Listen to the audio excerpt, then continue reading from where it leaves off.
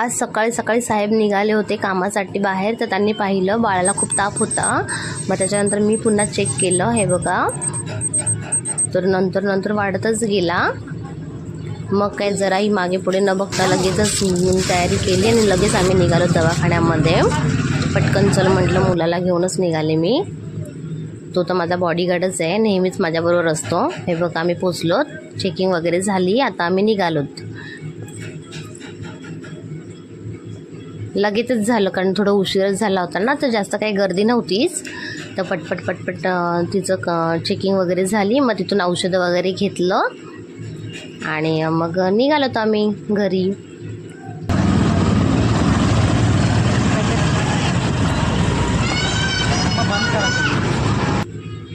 हे बघा, मग हा रस्त्यात फिरतच होता आणि जसं आम्हाला पाहिलं तसं मागे मागेच आला. मी आता दवाखान्यातून आली आहे फ्रेंड्स, आणि मुलीला सांगूनच गेले होते की जेवण बनवून ठेव. मग काय मस्त चपाती आणि भाजी करूनच ठेवली होती तिने. हे बघा किती छान भाजी आहे. जेवण बघून भूक लागली. चला या जेवायला फ्रेंड्स.